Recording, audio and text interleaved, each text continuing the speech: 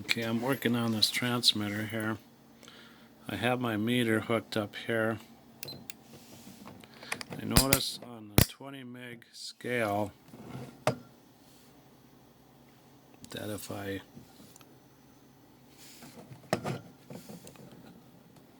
with this closed up there, it's open connection, but I noticed as I'm turning this, I get intermittent leakage. Find that spot again. So now this is at a 20 meg influence here, so that's very sensitive. But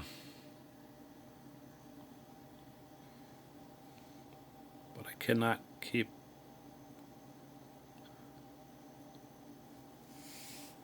I'll have to stay in there way too long.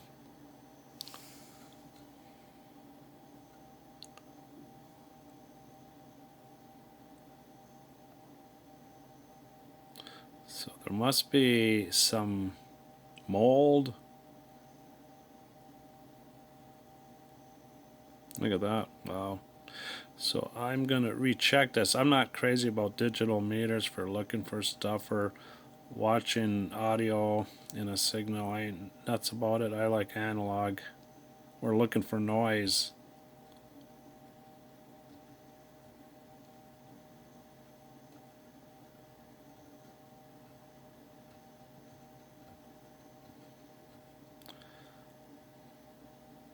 So I'll try drop it down to the 2 meg scale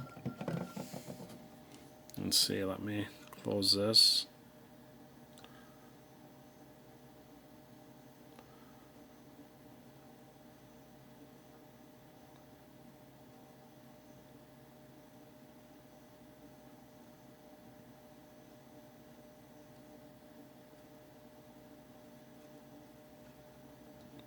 I seen something. Had a bite.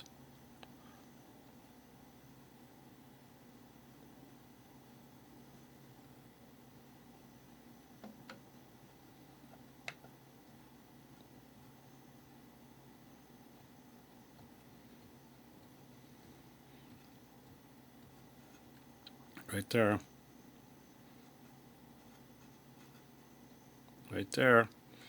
So that's on the 2 meg scale, so that's getting serious, I think. Let's try dependable scale. That's my favorite scale. It shows nothing wrong. Everything's good on that scale.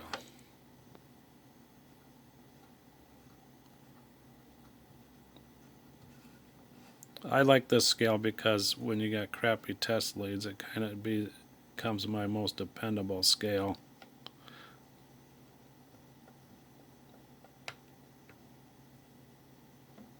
Okay.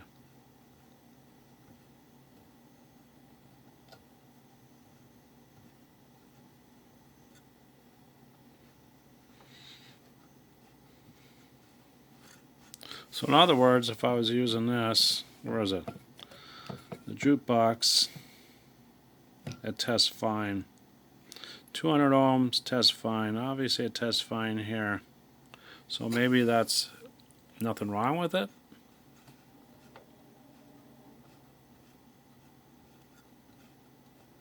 I think there is. The guy was definitely having troubles with this thing. Go back to 2 meg scale. I might be cleaning the mold off by now, or whatever's corrupting it.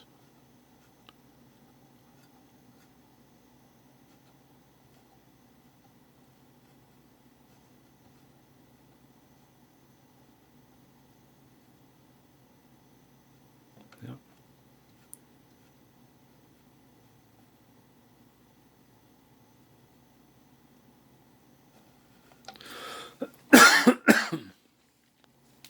I probably inhaled it now.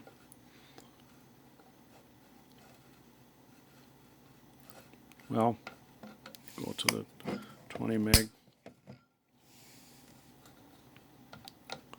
That doesn't mean he had a problem with it, because this could have been sitting for a quadrillion years, and there it is. Okay, now I'm going to have problems here. anyways, I had it connected to this the best way. The other one is connected to this, so I have to check, break every connection. This is automotive wax. I have to break every connection and try to put Vaseline on them. Okay, when I originally, this was originally cut here and cut here, and I took my meter from here, established a really good spot, into this lug, and it was an open connection. I checked it about 5 or 6 times. It's an open connection, and finally I busted this loose and wiggled it. Then I started getting connections. So this could have been the guy's main problem, why it wouldn't transmit, because he had this cut from here to there, so he might have been suspicious of something with this. I have the domino all ready to pull out if I want to check it. I think I could check this in the circuit. And my problem was I originally took this 14 household wiring and soldered from here to here, or I was had it a little bit soldered. You know, I had a good solder joint down here, but this was just temporary at the time. I still had open connection from chassis ground to this shaft and or these plates. And because I was suspicious of this, because this was giving me intermittent problems when I was in there. So then that's why I soldered into here. I cut it and I soldered into here, and it was stupid for me to do that because that's still intermittent problems. So then I decided to add a piece of wire to there, and now it's better. I have Vaseline on this stuff. When I first was doing it, I was doing it dry. I cleaned it and I had it dry. It didn't work as well. There's corrosion on here, obviously pitted all over. So with the Vaseline and wiggling it around, I have a true ground from these plates to there. So that could have been the reason it doesn't transmit. I still have to work on this one. I got it lost right now, the nut for it. I might take this stuff out and put brand new stuff on and put Vaseline again on it, and I have to check from this underside of that to wherever that goes to, and I will check that. I have to deal with this, whether I spray it with contact cleaner, I don't know. And I have this kind of loose too, because I have to establish a good ground between this and this.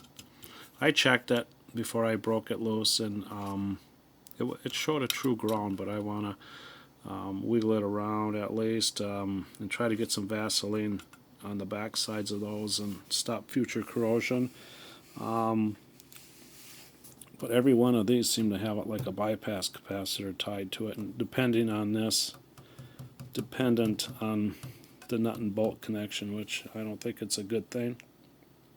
Even though they all had star washers, I put the star washer on the top side. I think I put it between the connector and the chassis, I think. That's where it was meant to go if I didn't do it. But I think I'm going to put new nuts and bolts in here. I got brand new washers and stuff, but I might have to get the bolts, I'm not sure. So everything over here is okay. That they got a 12AT7 here instead of an X7. This is that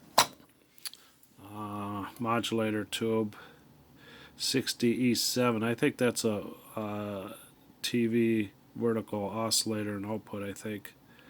Looks like it in a console or something with a power transformer, 6.3 volt filament stuff. So I think. And these they had these mixed up. They had this over here. I have no reference to go by. I just didn't think that vertical oscillator and output went there. I think this is the oscillator here. So that's tied to that 6DE6 or whatever. Not DE6, the 6CL6. This says 6CL6. That's the driver. And then you got this is the modulator tube, the 6DE7. Then you got the speech amp, they call it. So this goes here, I think. have nothing to reference by, but I think here, so I think here's the box.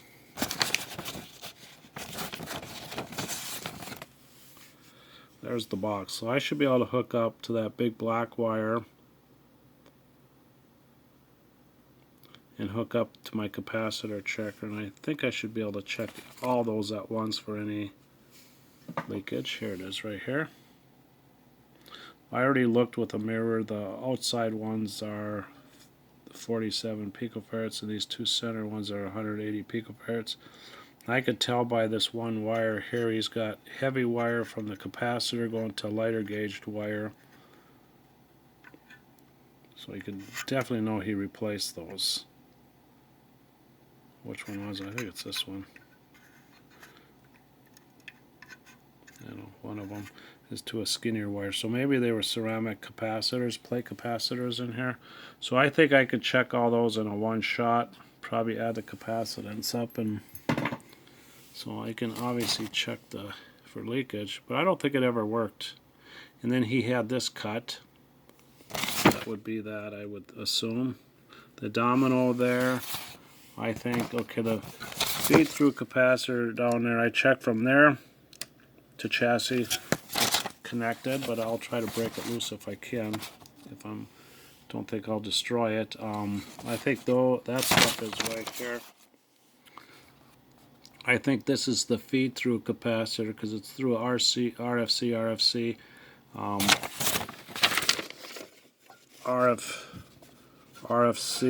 RFC, then through the feed through capacitor. So RFC, feed through capacitor, I think. This I think is the domino because that goes between the two and goes to here, which is established through there to the end of that, the higher frequency of the coil assembly. So that, I assume that is that one. And that one there, like I say, I think that's the feed through. They should have a rectangle or two sides on each side of this and have it lead off. That's how I learned to draw those things. But I think that's what that is. This is the one where I'm having issues, I think. That have to really be clean. So I think that's it on this thing, and I have to get a crystal for it, so I don't know what crystal to get.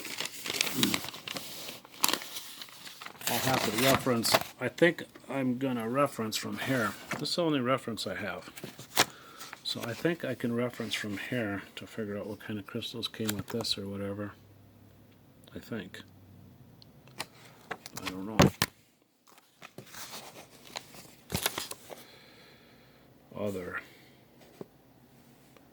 hardware sockets, tubes, crystals right up here. So I could probably, I do have the receiver of the same meters that I bought, and I'll listen to that and see what I hear, but I don't really hear much. I was listening to some Chinese people on it or something a few nights ago.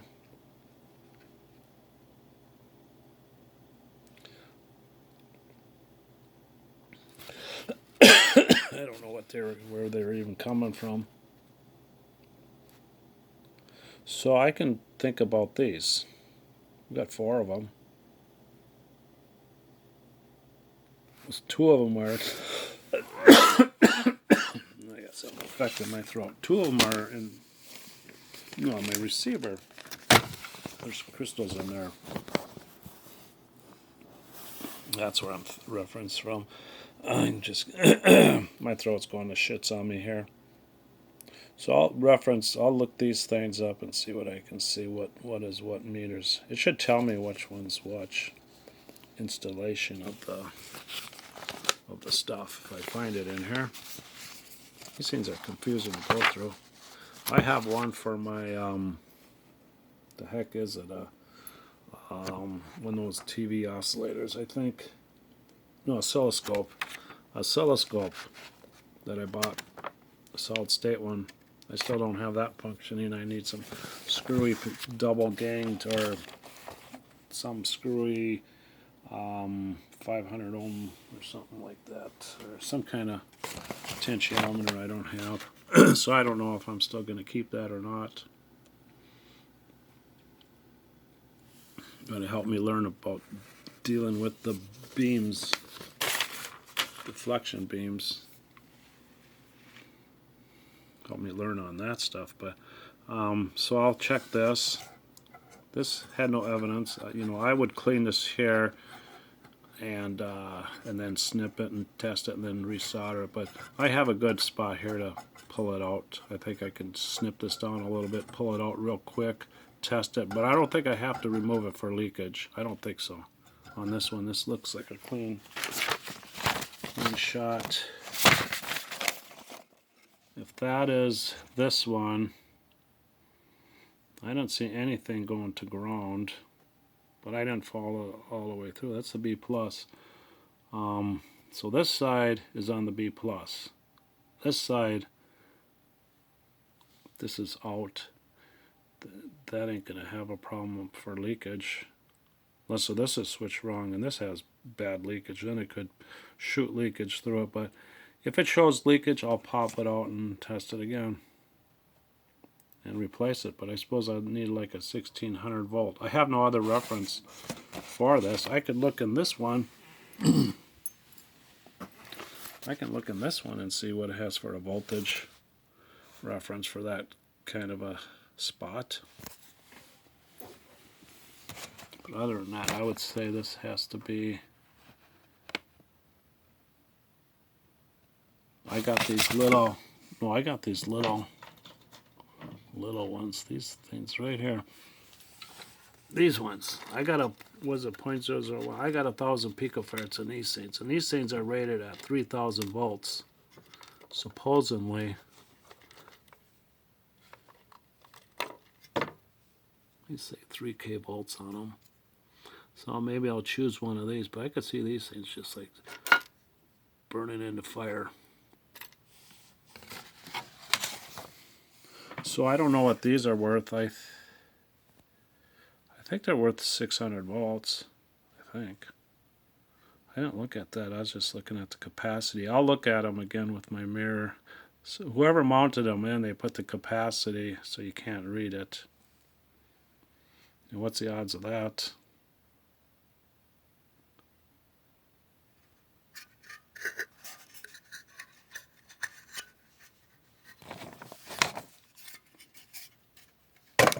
I have to do some further cleaning. There's corrosion in here. Cold solder joint. That guy should be ashamed of his soldering. I suppose he had a pencil or something and couldn't pull it off. I better look at what I'm doing. I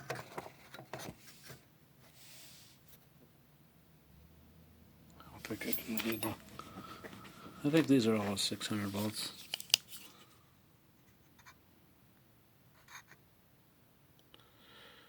I can only read the percentage. That's 180 picofarads. I see the 80.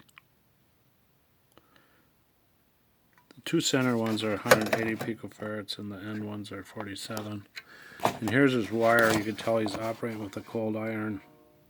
This is the wire he had disconnected for his temporary hookup here. He went through all that trouble drilling that out. You can see he didn't get rid of the he didn't take a rat tail file and clean it up or nothing. So I think I can probably get this thing working, but I'll have to do a light bulb. I think for a light bulb, I think I'll put a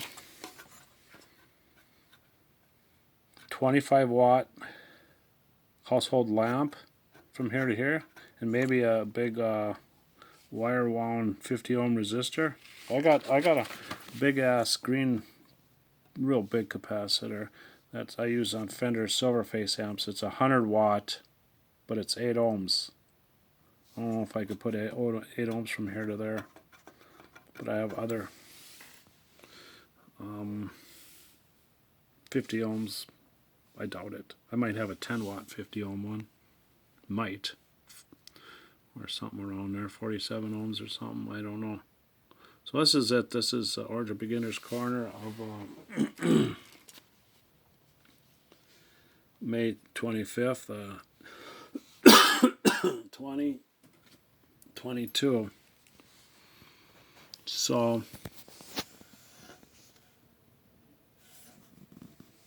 we'll maybe get it figured out.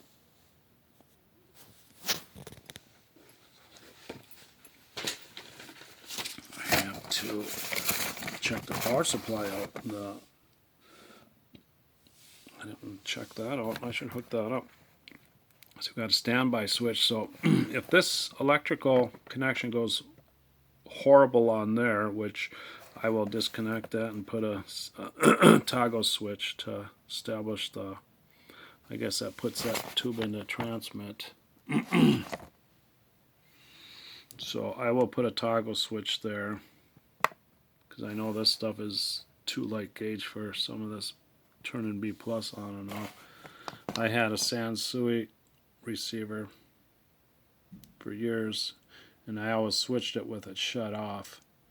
But towards the end of its life, it got really bad, and I bypassed it, but then the RF of the FM kept leaking through, so I finally said to heck with it and tore it apart. But I had it all through the 1990s into the most of the 2000s, and it always worked great for me until the tail end. I couldn't get rid of when that switch finally failed. It would just, and I could have did something to disconnect the oscillator in there or something to stop the FM, but I didn't. I just moved on. I had other receivers, so so whatever. I don't know why they put this here. They should have put that there. This is VFO. They make it look like it's associated with this negative power supply or something, you know. That's for the control grid of drawing negative 38 volts there, or whatever it says, 36 or 38 volts. That's that switch. Which wait, this is to establish that negative power supply. This VFO they should have over here. Otherwise it looks like it's associated, you know. But yeah.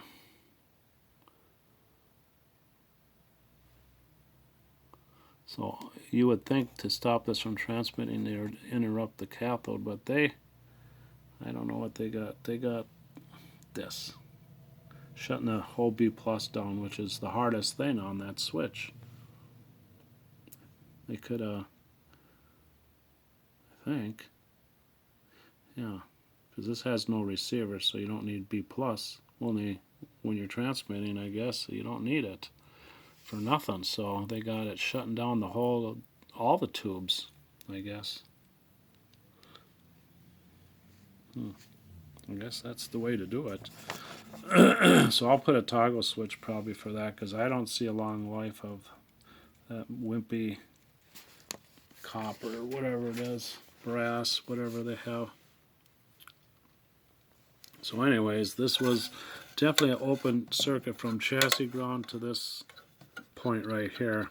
If the guy would have checked that out, he might have found that problem, might have had this thing working.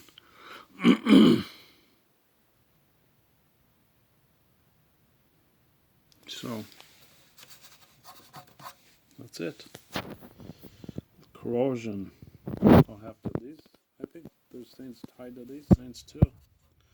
So everything's got to, I'll check from the connector that hooks on there to chassis ground on each one of these, just to see if there's any other corrupted spot, because they have those terminals switch on quite a few of these things, I think.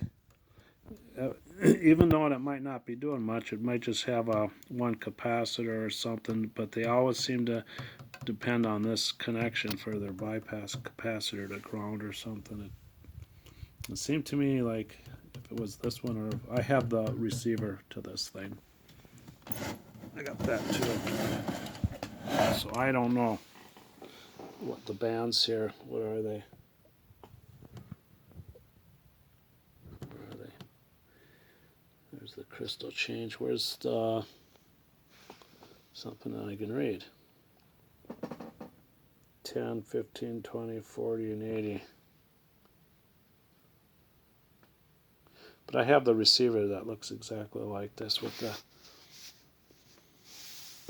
I wish I would have got one with the shortwave though and stuff. Because that's just selective to these channels, but it matches this thing. So I gotta quit buying this crap. Referred to as boat anchors, I guess. This is it.